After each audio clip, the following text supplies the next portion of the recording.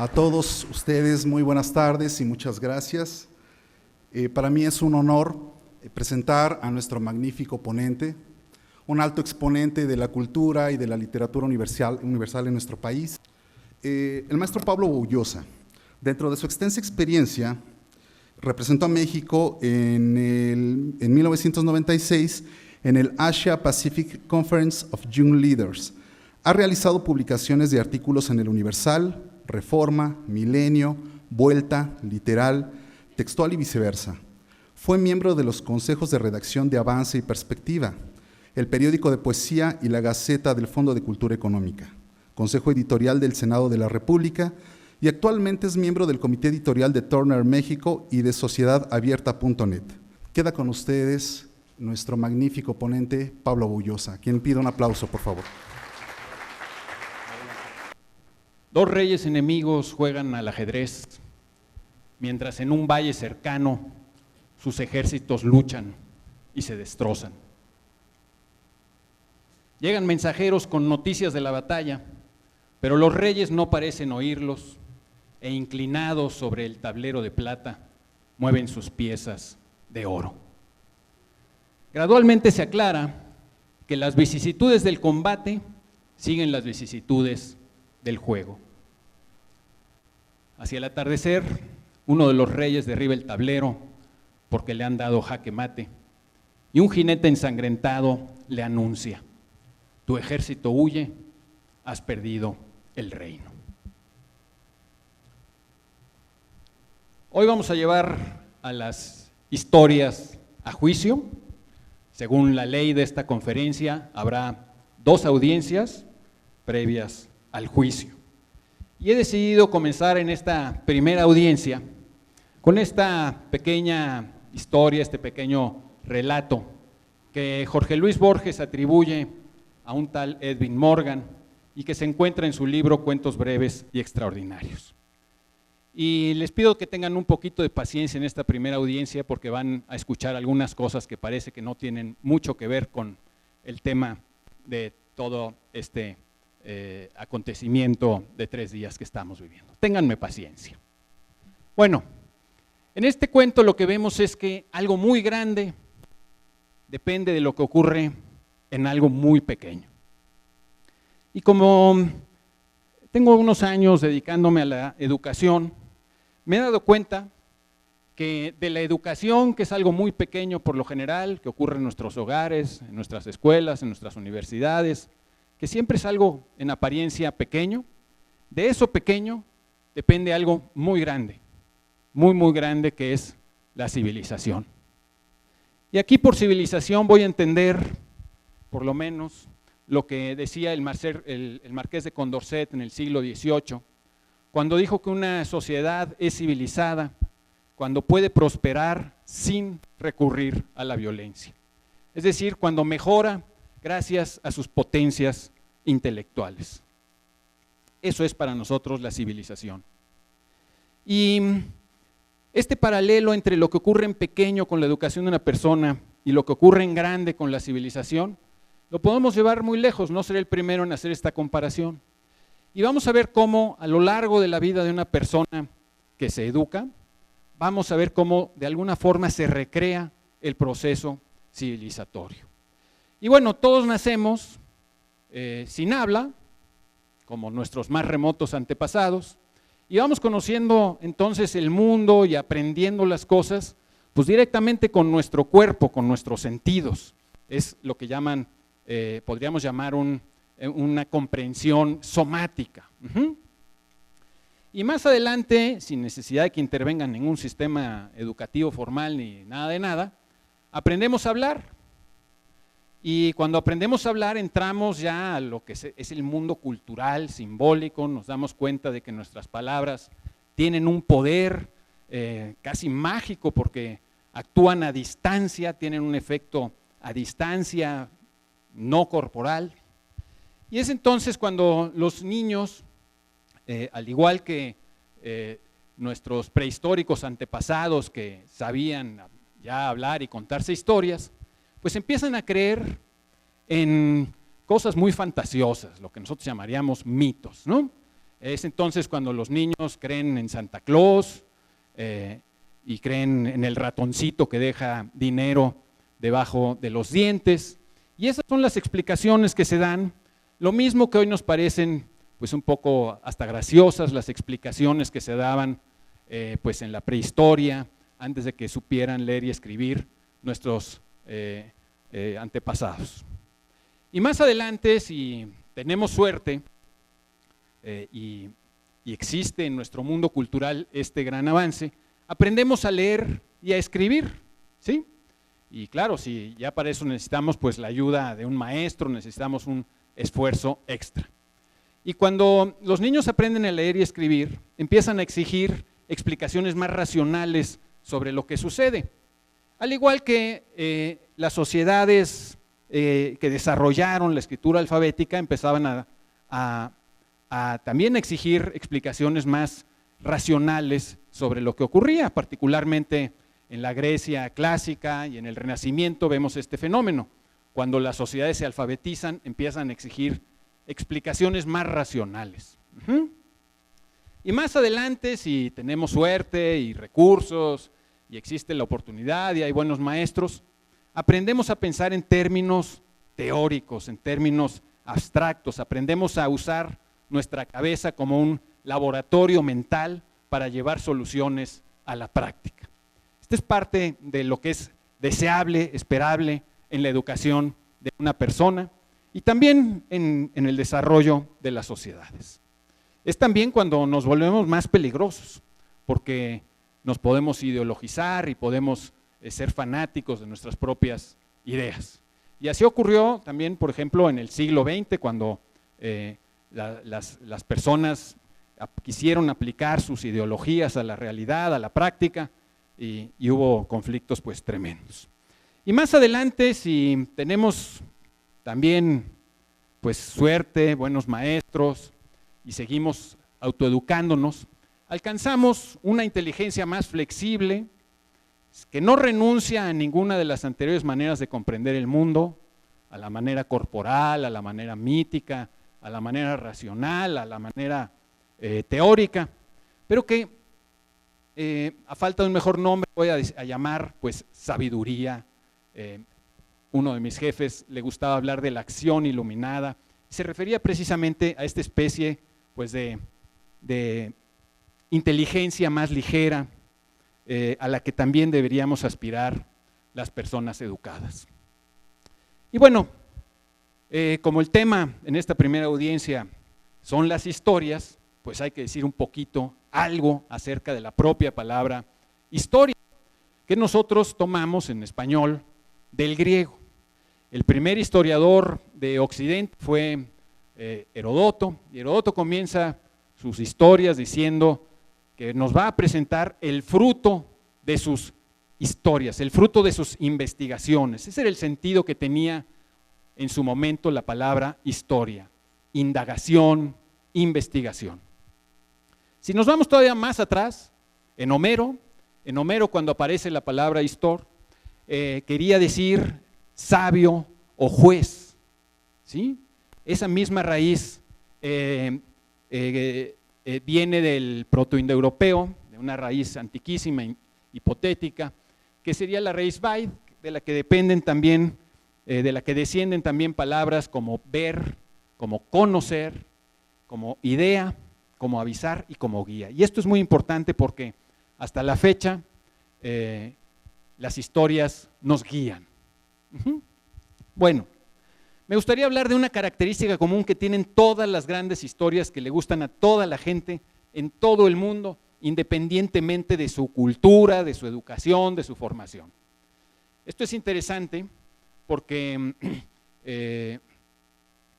surge de los trabajos de un gran investigador, de un gran indagador, historiador, diría Heródoto, llamado Joseph Campbell, que se dio cuenta al estudiar mitos de las más diversas culturas, que había una serie de constantes y de parecidos, y que los mitos que pegaban, o sea, que se seguían transmitiendo una y otra vez, tenían una serie de características que él describió en un libro llamado El héroe de las mil máscaras, y después algunos ejecutivos de Disney, muy astutamente, leyeron con cuidado e incorporaron a la industria cinematográfica. Y entonces ahora hacen películas en los estudios de Disney y de Pixar y todas estas cosas, siguiendo, conociendo muy bien el famoso camino del héroe o el viaje del héroe, es uno de los muchos nombres que tiene. No lo vamos a repasar ahorita, yo tuve que estudiarlo cuando, obligado por las circunstancias, trabajé en telenovelas durante unos años y ahí tuve que estudiar estas cosas y fue muy interesante. Pero bueno, las historias que gustan en todo el mundo, lo que llamamos las mejores historias, tienen una serie de características, como dice Joseph Campbell, no las vamos a ver como si fuéramos guionistas de Hollywood, pero sí las vamos a ver para lo que hoy viene a nuestro asunto. Y digamos que todas esas historias comparten en general este esquema. Comienzan con una especie de equilibrio, con un mundo más o menos bueno que podemos llamar de comodidad ingenua. Después los protagonistas entran en graves o gravísimas dificultades y más adelante, a través de su esfuerzo, de su lucha, salen adelante y adquieren una conciencia superior. Esto es muy esquemático, pero voy a poner algunos ejemplos para que lo podamos entender. Por deformación profesional de mi generación, por deformación generacional, voy a hablar de Bambi, porque Bambi es la película que nos hizo llorar a todas las personas de nuestra generación, ¿verdad, Víctor? Bueno, recordemos, yo no he visto El Rey León, no puedo llevar a sobrinos ni nada ahí, pero seguro es lo mismo. Los que lo hayan visto me dirán si es cierto o falso. Bueno, en Bambi comienza con una comodidad ingenua, ¿sí? Es decir, Bambi nace en el bosque y se hace amigo de los animalitos y todo el mundo va a jugar con él y da muchísima ternura y es muy bonito su primer equilibrio, es precioso, ¿sí?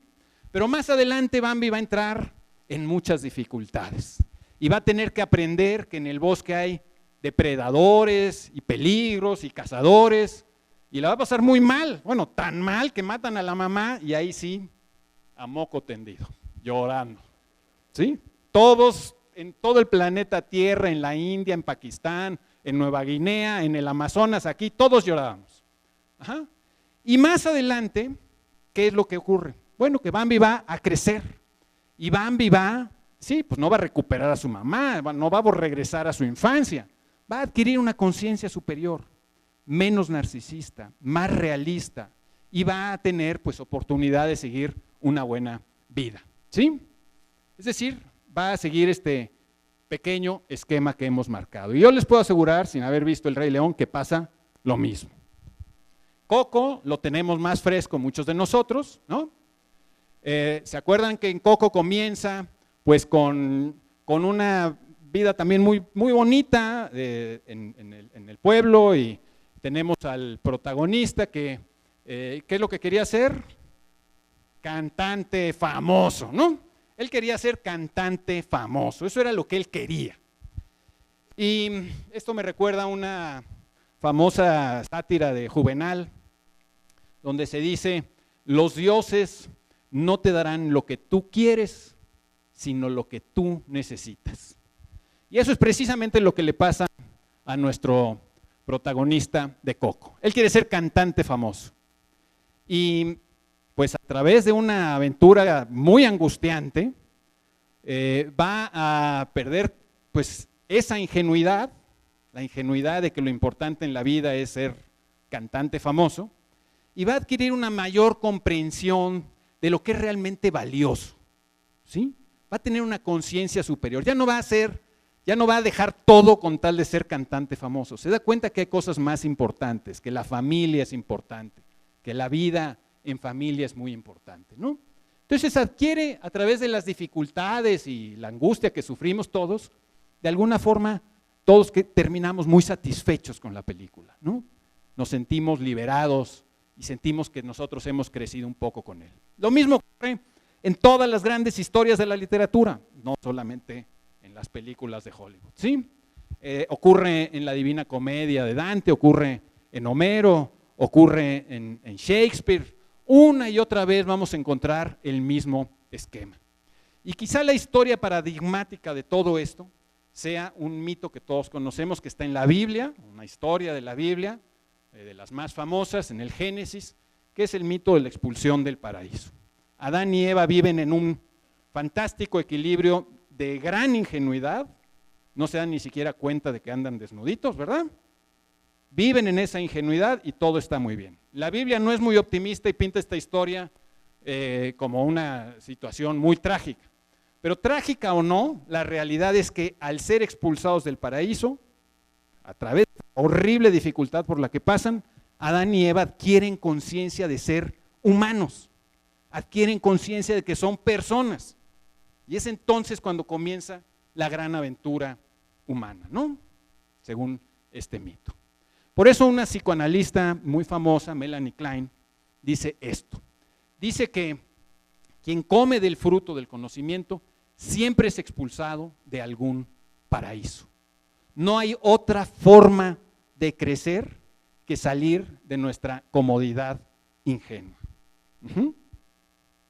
Bueno, insisto, una y otra vez pasa esto en las historias. Uno me dirá, bueno, pero por ejemplo, Romeo y Julieta de Shakespeare, ¿no? Pues ¿cuál conciencia superior si acaban muertos? ¿No? Bueno, es cierto, de hecho Shakespeare hace una demostración de su maestría maravillosa, porque la obra comienza con un soneto donde Shakespeare dice, al final de esta obra, Romeo y Julieta van a estar muertos. O sea, si querían saber el final, ya lo saben. O sea, no es una obra de suspense, ¿no? El chiste es otra cosa, sabemos perfectamente que van a morir. De hecho, aunque no la hayamos visto, pues todo el mundo sabe que mueren. O sea, es como los mitos griegos, la gente sabía las historias y de todas formas ibas a verla. Es como el patrón del mal, ¿quién no la vio? Todos sabíamos en qué acababa, ¿no? Bueno, entonces, ¿cuál conciencia superior si mueren los personajes, los protagonistas? Bueno, por un lado hay una conciencia superior del público, pero también Shakespeare dice al final de la obra, estas familias, los Capuleto y los Montesco, que llevaban generaciones y generaciones de pelear por algo tan estúpido como ¿a qué familia perteneces? Por algo tan estúpido como el honor familiar. Esas familias entienden que eso no vale nada, ¿sí? Abandonan la comodidad ingenua de soy un Pérez, ¿no?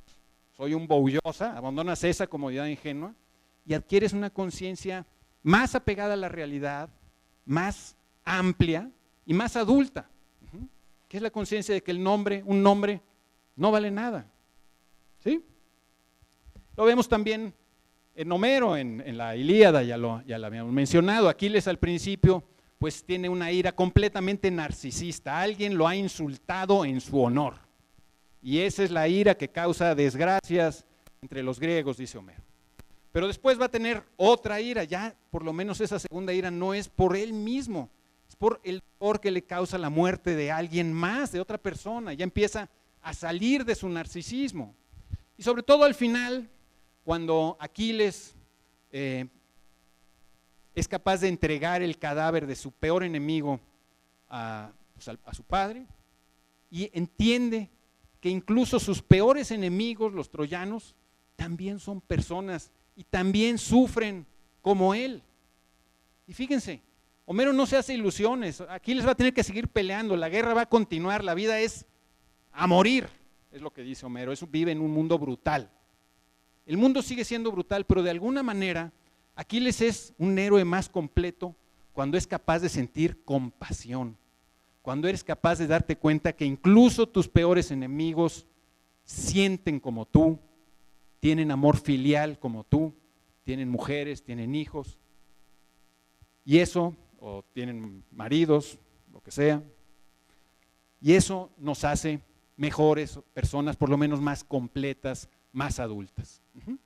Entonces, todo este patrón se repite una y otra vez en el Conde de Montecristo. ¿Qué quiere el conde? Venganza, venganza, venganza, venganza, venganza, ¿no?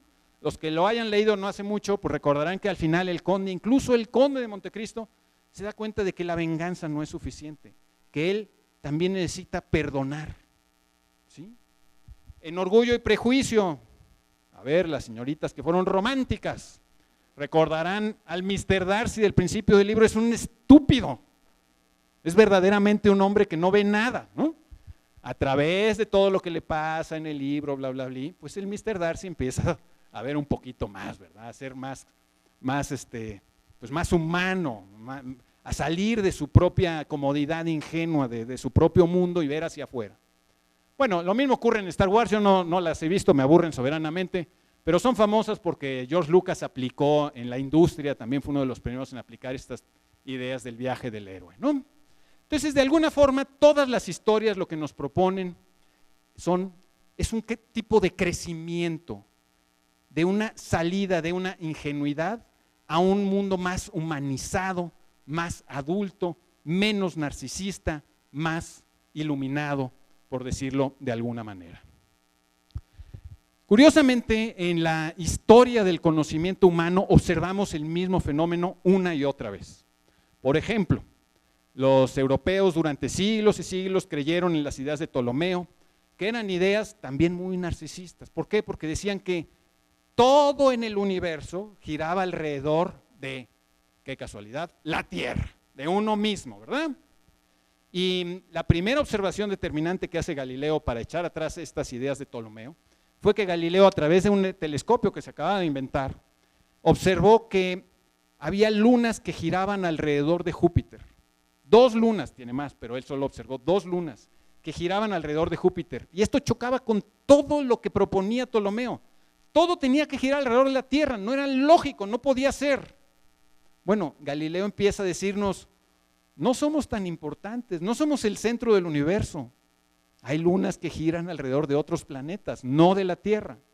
Y eso es lo que nos ayuda a crecer, a darnos cuenta de que hay más allá de nuestro propio encerrado mundo. Lo mismo ocurre con Darwin, ¿sí? Darwin, pues finalmente, aunque no conoció la genética, eso llegó más tarde a confirmar sus teorías también, pues Darwin lo que nos estaba diciendo era, no somos tan especiales, somos el producto de una evolución lentísima, de millones y millones de años, somos parientes de otros animales, no somos tan especiales. Lo mismo podría decirse de Einstein, ¿no? Einstein, ¿qué hizo? Pues nos dijo que esta idea tan humana de nuestros sentidos, de que el tiempo es absoluto, de que existe un tiempo y un espacio como 2 dimensiones absolutas, Einstein nos dice, no es cierto, no es cierto. Y nos cuesta mucho trabajo porque además choca con nuestro sentido común. Pero la realidad es que no existe un tiempo absoluto ni un espacio absoluto. Bueno, las mejores historias de Hollywood, de las historias del conocimiento humano, de lo que ustedes quieran, de la propia civilización, son historias de crecimiento, ¿sí? Y esto es lo que las hace universales, a todos nos gusta crecer. Y la palabra crecer, otra vez por deformación profesional voy a una etimología, viene de una antiquísima raíz, la raíz ker, también protoindoeuropea, de la que descienden pues palabras como la de la diosa Ceres o Keres, la diosa de los cereales y la fertilidad en Roma, la palabra crecer, la palabra crear, cereal, etcétera, ya lo dije, y algo muy importante que pocas veces vemos, y el lenguaje es ese depósito de sabiduría ancestral que está a nuestra disposición. La palabra sinceridad tiene la misma raíz, ¿sí? Sinceridad. Solo cuando somos sinceros con nosotros mismos podemos crecer de verdad. La gente que se miente a sí misma es la gente menos creativa que existe. Están poniéndose límites, ¿sí? Lo mejor es la verdad, aunque duela, ¿sí? Bueno, y todo esto es posible, claro, porque también nuestro cerebro es un órgano muy plástico, ahora sabemos estas cosas, sabemos que nuestra propia inteligencia no está fija, crece, y además sabemos que es muy importante que sepamos que nuestra inteligencia es algo que va creciendo, que se cultiva, y no es algo que tengamos de nacimiento por genes, sino que realmente tenemos que cultivarla.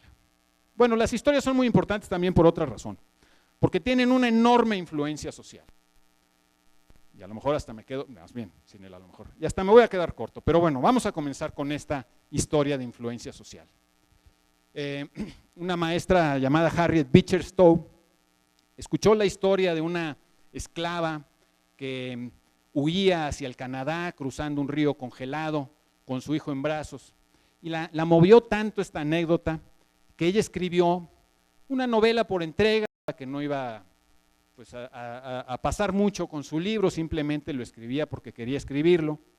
Y ese libro tenía, entre otros episodios, claro, uno de una mujer que escapaba con su hijo en brazos, pero también un episodio muy famoso de un personaje llamado Tom, que de alguna manera era como el sacrificado, como el cordero que limpiaba los pecados del mundo esclavista o algo así. Y ya saben que me estoy refiriendo a La cabaña del tío Tom. Este libro fue un exitazo, fue el segundo libro más vendido en el mundo, en la segunda mitad del siglo XIX, solo después de la Biblia. Y este libro fue tan importante para cambiar la sensibilidad del público de Estados Unidos, que realmente es de las cosas que influyeron mucho para que se aboliera la esclavitud y claro, pues para el conflicto que unos años después de que se publicó este libro, 11 años después, se desató.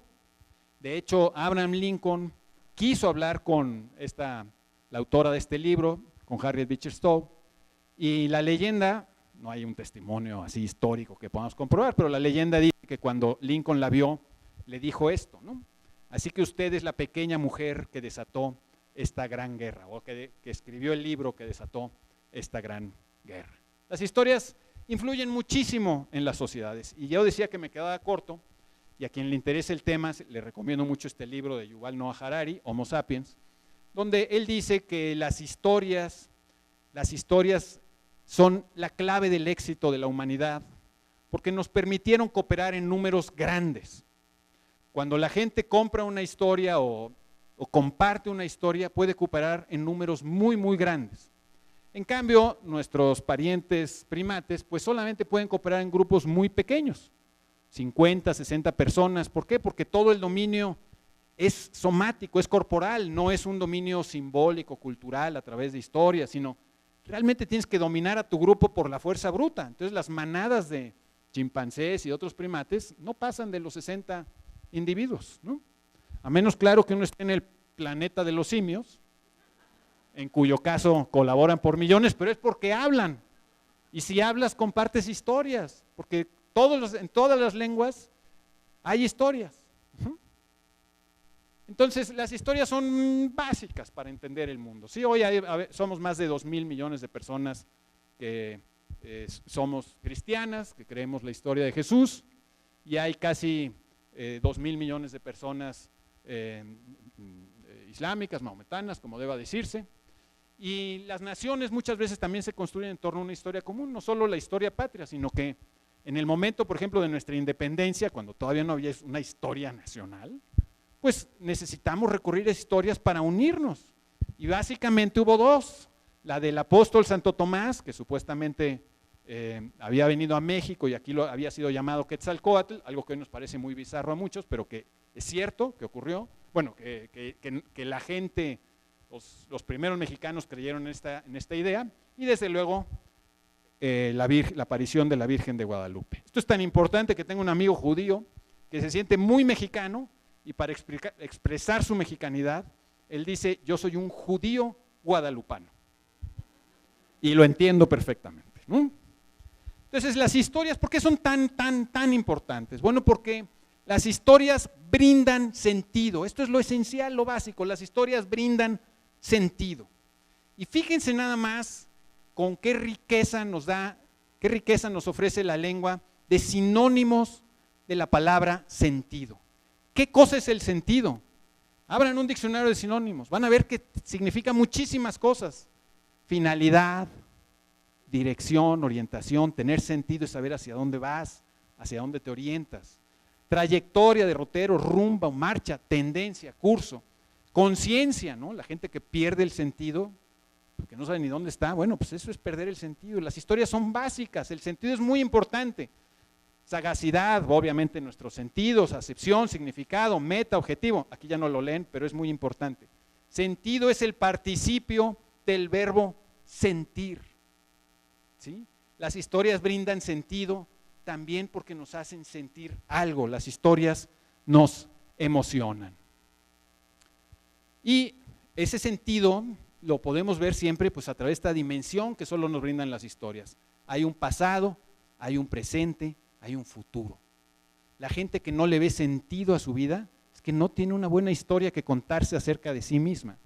No tiene un pasado que explique su presente y no tiene siquiera una noción de hacia dónde ir. ¿Sí? Las historias son fundamentales.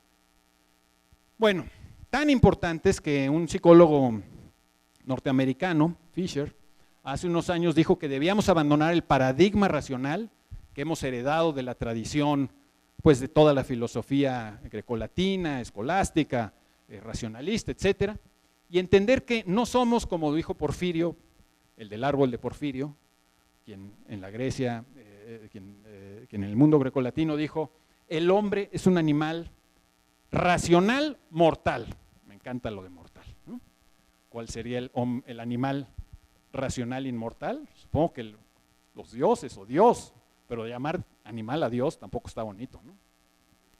Bueno, el hombre es un animal racional mortal. Somos herederos de esta idea. Y Walter Fisher dice, debemos abandonar eso, debemos entender que sobre todo somos animales narrativos. Y en el paradigma narrativo vemos las cosas de otra forma totalmente, ¿sí? Si somos seres narrativos, tomamos nuestras decisiones basándonos en buenas razones, lo que nos parezca que tiene sentido, como que por ahí es. No lo hacemos tomando nuestras decisiones basándonos en argumentos estrictamente lógicos, ¿no? ¿Sí? Experimentamos el mundo como algo lleno de historias entre las cuales debemos elegir. Así fue la elección que acaba de pasar. ¿Qué historia prefieres? ¿La historia de Meade, la historia de Anaya, la historia de López Obrador? ¿Qué historia vas a elegir? ¿Sí? En el paradigma racional experimentamos el mundo como una serie de relaciones lógicas que pueden ser descubiertas mediante la razón. La realidad es que somos seres narrativos que tenemos la oportunidad preciosa, pero demasiado esporádica, de pensar racionalmente. Solo muy de vez en cuando pensamos racionalmente. Casi siempre pensamos como animales narrativos.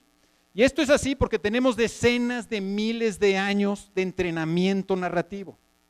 El pensamiento racional surge en Grecia por primera vez en Occidente, ¿sí? Y luego además termina, porque viene la Edad Media, se borra todo eso, y luego pues otra vez en el Renacimiento recuperamos un poco esa racionalidad, que es para la cual es básica tener esa herramienta maravillosa que es la escritura, ¿no? Pero en cambio de entrenarnos con historias tenemos decenas de miles de años, 70,000 años según las cuentas de Yuval Noah Harari, bastante más según las cuentas de otros científicos, ¿sí?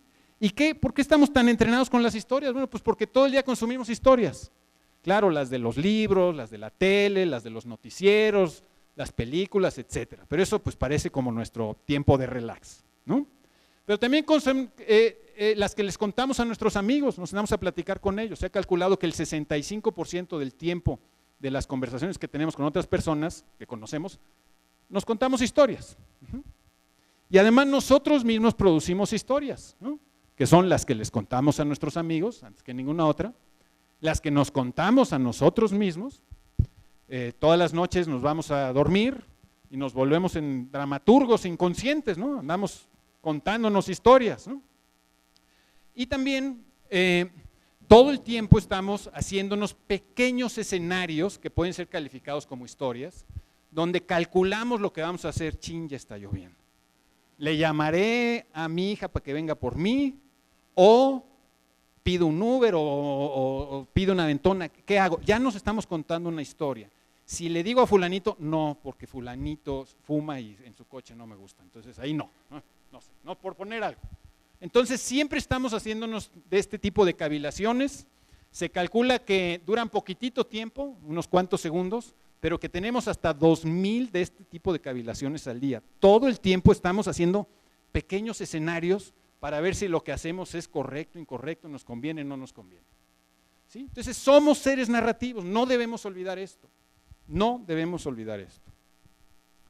Bueno, había una vez en una simpática aldea china un campesino muy pobre que tenía un hijo y un caballo.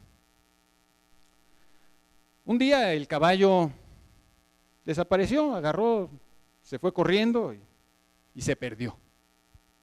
Los vecinos del campesino, cuando oyeron que había perdido su caballo, pues lo sintieron por él y fueron a consolarlo, para decirle, híjole, qué mala onda, perdiste tu caballo. Y el campesino imperturbable les dijo, sí, perdí mi caballo, pero quién sabe si esto sea bueno o sea malo. Una semana después, el caballo reapareció y venía acompañado de una yegua preciosa. Así que ahora el campesino había duplicado su patrimonio, tenía 2 caballos. Los vecinos pues, se sintieron contentos por lo que le había pasado al campesino y fueron a felicitarlo, a decirle, oye, qué buena suerte, ahora tienes 2 caballos. El campesino, otra vez, con absoluta serenidad, les dijo, pues sí, ahora tengo 2 caballos, pero quién sabe si esto sea bueno o sea malo. Al hijo del campesino le gustaba montar. Un día se subió a la yegua, se cayó y se rompió una pierna. Cuando los vecinos se enteraron, pues de nueva cuenta, fueron a consolar al campesino, a decirle, híjole, qué mala onda, tu hijo se rompió la pierna, ¿no? Y el campesino, de nuevo guardando absolutamente la serenidad, les dijo, sí, mi hijo se rompió la pierna, pero quién sabe si esto sea bueno o sea malo. A los pocos días llegaron los soldados al pueblo, se había desatado una guerra y tenían que engrosar las filas del ejército, así es que reclutaron a todos los muchachos, excepto al hijo del campesino porque tenía la pierna rota. La guerra fue un desastre y la mayoría de los chicos que participaron en esta guerra fallecieron. Bueno, este es un cuento taoísta y los taoístas pretenden que nos identifiquemos con el campesino de la historia. Yo, la verdad, con quien me identifico, y creo que la mayoría de ustedes, es con los vecinos, ¿no? Muy taoísta, pero yo me veo en los vecinos. O sea, si algo bueno le pasa a alguien que conozco, pues me da alegría por él, ¿no? Si algo malo le pasa, pues me da pena por él. Todos reaccionamos así, ¿no es cierto? Sí, o sea, nos alegra que les pase cosas buenas a los demás o a nosotros y nos entristece que les pasen cosas malas, ¿no? Eso es lo lógico, así somos. Porque las historias, esto es fundamental, las historias sirven para cambiar nuestros sentimientos, para modificar cómo nos sentimos respecto a algo. Y vamos a ver un pequeño ejemplo. Creo que no tenemos volumen, pero nos lo podemos imaginar.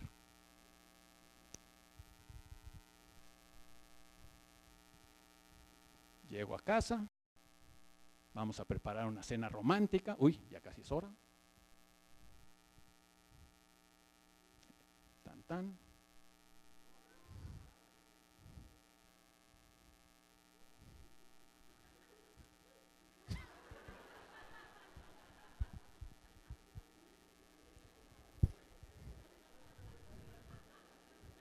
Bueno,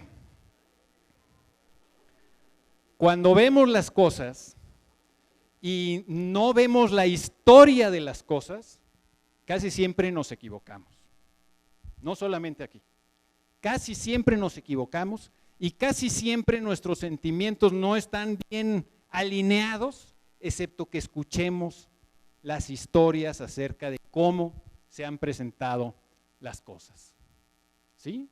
De nuevo, las historias modifican nuestras emociones, modifican nuestros sentimientos y hacen que cambiemos nuestra manera de pensar respecto a las cosas. El bosque era mi hogar. Yo vivía ahí y lo cuidaba, y trataba de mantenerlo limpio y arreglado. Entonces, una mañana soleada, mientras yo estaba recogiendo mi basura, dejada por algún excursionista, oí unos pasos.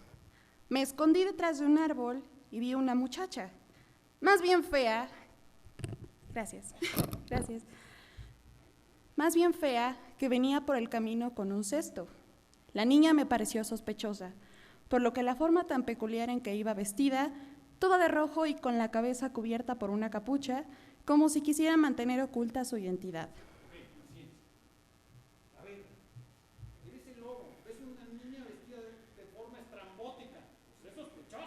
Sí. Bien. Naturalmente, la detuve para averiguar algo. Le pregunté quién era, a dónde iba, de dónde venía y todo eso. Me contó cantando y bailando una historia sobre su abuela, a la que, según dijo, iba a ver con un cesto de comida. En principio parecía una persona honrada, pero estaba en mi bosque, y la verdad es que tenía un aspecto sospechoso con su extraño atuendo. Así que decidí enseñarle lo grave que es cruzar el bosque haciendo cabriolas, disfrazada y sin avisar previamente. Dejé a la niña seguir su camino, pero yo corrí a casa de la abuela. Cuando le expliqué mi problema, la buena señora decidió que su nieta necesitaba una lección. Estuvo de acuerdo en esconderse hasta que yo la llamase y se metió debajo de la cama. Cuando la niña llegó, la invité a pasar al dormitorio, donde yo estaba acostado y vestido como la abuela. Ella entró toda sonrosada y dijo algo desagradable sobre mis grandes orejas. Como ya me han insultado otras veces así, lo tomé mejor de lo que pude y le dije que mis grandes orejas me ayudaban a oír mejor. A oír mejor.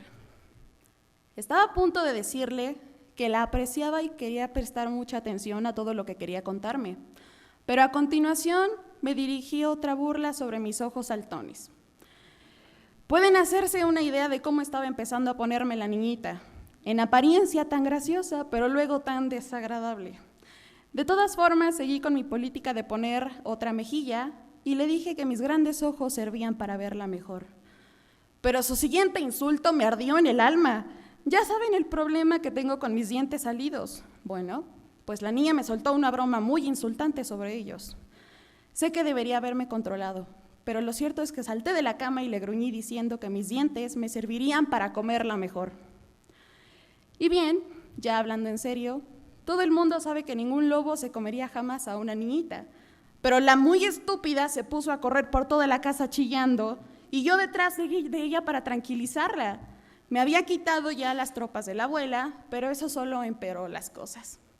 Y de pronto, la puerta se derrumbó con estrépito y apareció un enorme leñador con su hacha. Le miré y me di cuenta de que me habían metido en un buen lío, de forma de que salté por la ventana, que estaba abierta. Ojalá la cosa hubiera terminado así, pero la mendiga abuela nunca contó cómo estuvieron las cosas y enseguida se difundió el chisme de que soy un sujeto malvado y violento. Todos empezaron a evitarme y me siento muy solo. No sé qué habrá sido de la niñita con su estrambótica caperuza roja.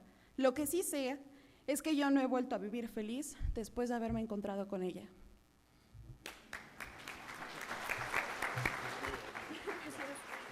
Hay que oír las historias, porque si no oímos las historias, no sabemos cómo sentirnos respecto a las cosas, cómo sentirnos respecto a lo que estamos viendo. Y a veces nuestra primera impresión es muy equivocada. Y a veces compramos la historia que nos contó la primera persona y está muy, muy equivocada, ¿no? Entonces, las historias crean y cambian nuestras emociones. ¿Y cuál es el papel de nuestras emociones? Guiar nuestra conducta. Si tenemos miedo, sabemos que tenemos que pelear o que huir. Si tenemos angustia, tenemos que resolverlo, sabemos que tenemos que hacer algo. Si sentimos alegría, sabemos que debemos continuar así, ahí, etc. Nuestras emociones son lo que nos guía, lo que guía nuestro comportamiento, ¿sí? Entonces, para eso sirven las historias, para modificar nuestros comportamientos, con independencia de que además transmitan información eficazmente, de que sean muy importantes cuando son historias de crecimiento, de que nos ayuden a comprender la inteligencia, la educación, la civilización, lo que ustedes quieran. Es muy importante que no olvidemos esto. Las historias cambian nuestros sentimientos y por lo tanto tienen el potencial de cambiar nuestro comportamiento. Vamos a la segunda audiencia. No les voy a pedir que hagan ahorita este ejercicio, pero sí tomen nota de él.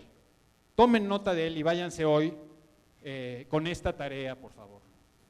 Escriban, por favor, escríbanlo, no solamente lo piensen. Traten de escribir acerca de cómo han superado algo y acerca de cómo han podido comprender algo, cómo les ha caído un 20, cómo han abandonado una comodidad ingenua y cómo algo que ha pasado, que han leído, que ha sucedido a ustedes, a un familiar, algo les ha hecho entender mejor el mundo, ¿sí? Tenemos que tener todas esas historias de crecimiento, tenemos que tener historias de cómo hemos podido salir de nuestra ingenuidad, de nuestro narcisismo, para actuar en el mundo de una forma más responsable, más adulta, menos concentrada en nosotros mismos. ¿Cómo nos ha caído un 20? ¿Sí? Entonces, piensen en algo que les haya hecho cambiar de opinión, algo que les haya servido para adaptarse mejor a la realidad, algo que haya ampliado su perspectiva del mundo. Por ejemplo, en un taller, voy a poner solo un ejemplo, en un taller de los que hacemos en educación imaginativa, una maestra contó que ella estaba, pues como muchas personas, pues sentía un gran afecto por su padre, y su papá estaba un día apapachando a sus dos hijas, una pierna, otra en una pierna, y estaba el abuelito con las hijas, cuando en ese momento le dio un paro y se murió, con las hijas, con las nietas ahí. Esto obviamente la choqueó, la desconcertó, la deprimió, también a las hijas, no sabían cómo pasar esto y pasaron meses realmente muy malos. Y entonces, de casualidad, se toparon con un libro que se llama, si mal no recuerdo, El Señor Muerte en una avellana, vaya un título, ¿verdad? Y en el libro cuentan una historia muy bonita. Es el libro de un niño que tiene una mamá muy enferma, que ya está muy enferma, y el niño se está dando cuenta que su mamá se va a morir y tiene que ir al mercado a comprar algo porque su mamá ya no puede ni cocinar, y cuando sale de la casa camino al mercado se cruza con un señor y él lo identifica y sabe que es el Señor Muerte y que viene por su mamá. Y el niño, al darse cuenta de esto, decide que tiene que salvar a su mamá, y entonces toma una avellana, no me pregunten cómo ni le hace, pero toma una avellana y encierra al Señor Muerte en la avellana y lo avienta a un lago. Regresa a su casa y su mamá está viva. Y entonces dice, bueno, ya, libré. Y finalmente va al mercado, que era lo primero que tenía que hacer, y llega al mercado y es un caos. Es un caos absoluto porque los peces no se mueren, los animales no se mueren, no hay carne, las frutas no se mueren. Es un desastre el mercado. Y pasan muchas cosas y el niño acaba por entender que la muerte es parte de la vida y que también es importante para que estemos vivos que haya muerte. Entonces tiene que ir a sacar al Señor Muerte de su avellana. Al final del cuento llega a una negociación para que le dé unas semanas más a la mamá, un tiempo más a la mamá. Pero vaya, esto me conmovió porque ella, la misma maestra que contaba eso, estaba muy conmovida porque esto de ver la muerte de su padre cuando estaba cargando a sus hijas realmente le provocó muchísima angustia. Bueno, hagan este ejercicio por favor más adelante. Ahorita vamos a pasar a la segunda audiencia. Ya explicamos que según la ley de esta conferencia habrá 2 audiencias y un juicio, ¿sí? En esta segunda audiencia incorporamos o trataremos de incorporar al facilitador o al papel del facilitador, ¿sí? Entonces hemos presentado una serie de pruebas, solo déjenme contarles una anécdota antes, también pues creo que es relevante. En 1974 Stephen Hawking cruzó una apuesta con otro científico menos famoso llamado Kim Thorne, y según las teorías de Einstein de la relatividad general, pues podría haber hoyos negros incluso en nuestra galaxia, pero no se había probado nada de esto. Stephen Hawking se había dedicado años y años al estudio de los hoyos negros, era el apasionado de eso, quería que se demostrara que existieran, él quería que existieran, y cruzó una apuesta con Kim Thorne a que se demostraba la existencia de los hoyos negros, pero no apostó a su favor, apostó en su contra, ¿sí? Apostó en contra de él, apostó como una manera de aseguramiento, ¿sí? Es decir, prefería perder la apuesta, pero si la perdía tendría pues un dinerito. Sí, no apostó a su favor, apostó en su contra. ¿Qué apostaron? Perdón, esto es puro chisme. una suscripción anual a la revista Penthouse. Es verdad, ¿eh? Hay una carta de esa apuesta y todo. Entonces, ¿por qué apostar en tu contra? ¿Por qué apostar, si le vas a la América, por qué apostar en favor del otro equipo? Bueno, pues porque de alguna forma te recuperas en algo, ¿no?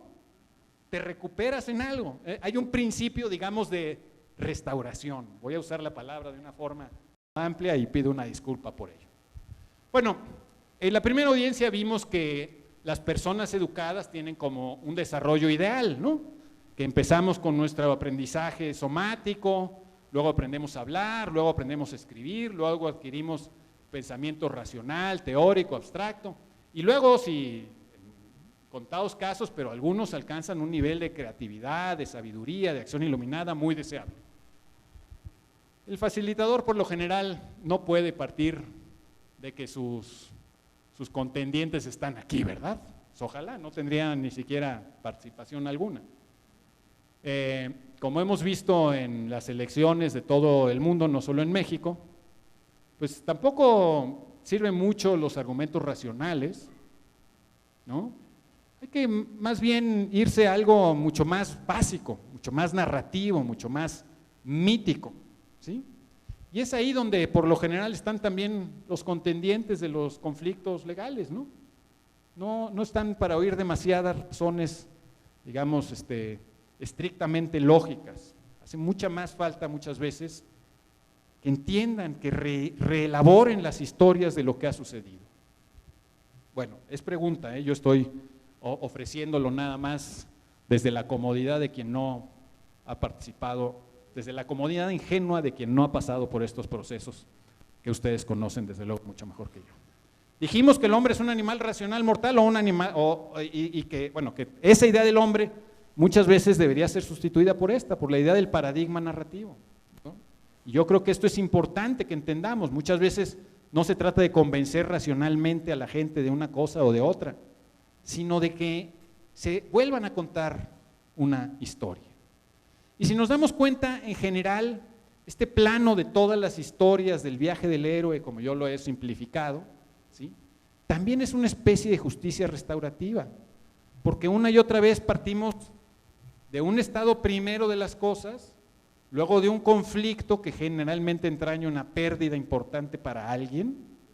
¿Y qué es lo que queremos? Pues de alguna manera restaurar algo. Nunca vamos a recuperar lo mismo, ¿no? Casi nunca podemos regresar al primer equilibrio. A veces la gente quiere regresar aquí, ¿sí? La gente quiere regresar aquí, pero no hay salida hacia allá. Hay salida solo hacia acá.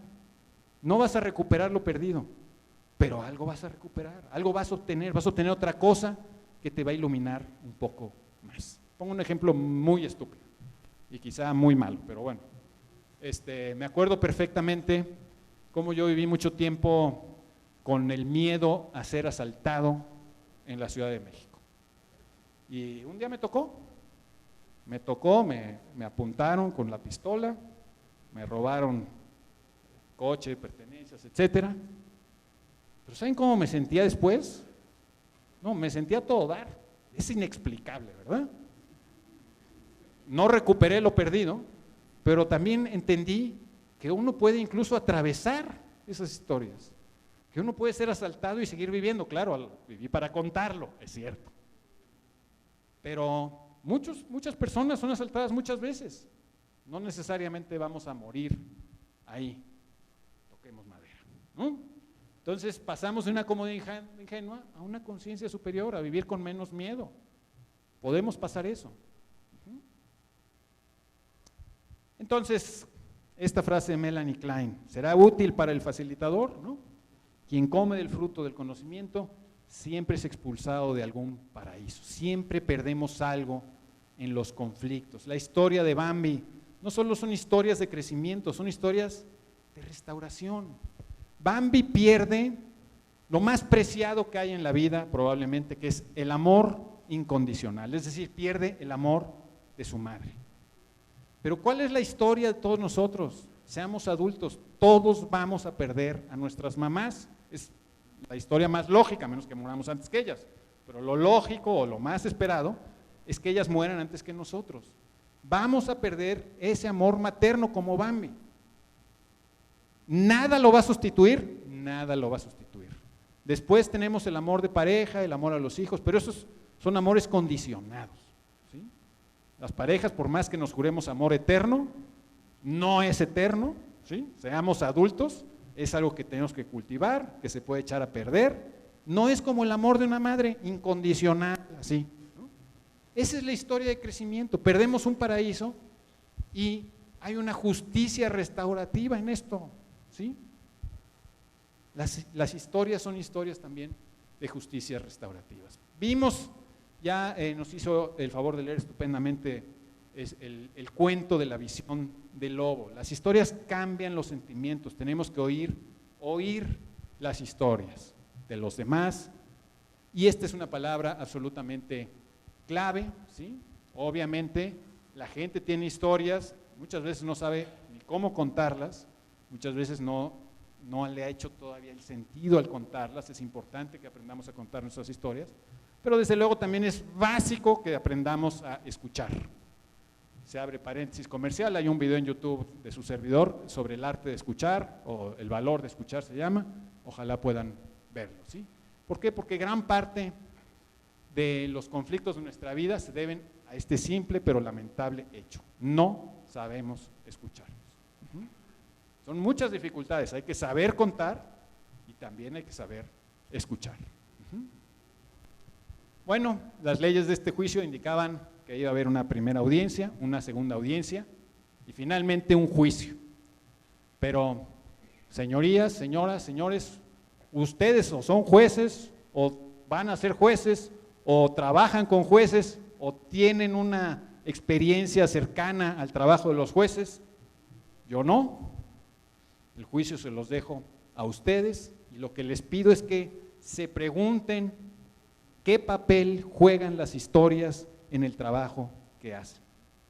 Que ustedes piensen, que reflexionen si pueden usar las historias en sus procesos de mediación, si las están usando, cómo las están usando, cómo podemos usar mejor las historias en nuestros procesos de mediación. Muchísimas gracias, solamente déjenme terminar con un mea culpa. Al principio de esta conferencia que improvisé rápidamente, gracias a la invitación de Mario Alberto y de Víctor, muchísimas gracias de nuevo por esta invitación. Yo les platiqué esta historia de ajedrez y de guerra, y creo que, aunque sirvieron en un principio, son las peores historias que pude haber elegido, porque tanto el ajedrez como la guerra como el fútbol son lo que se llama juegos de suma cero, es decir, donde todo lo que gana uno equivale exactamente a todo lo que pierde el otro. Y este es el peor ejemplo que podemos haber puesto aquí hoy, ¿verdad? Se trata justamente de que hagamos lo contrario, de que hagamos juegos de suma mayor que cero, donde no todo lo que gane uno equivalga exactamente a todo lo que pierda el otro, ¿sí? No es fácil, pero ese es nuestro objetivo. Idealmente deberíamos conseguir que la justicia restaurativa fuera un juego de suma mayor que cero. De nuevo, muchísimas gracias, muchas felicidades a todos por haber pasado este curso. Gracias Víctor, gracias Mario Alberto y gracias a todos ustedes por su atención.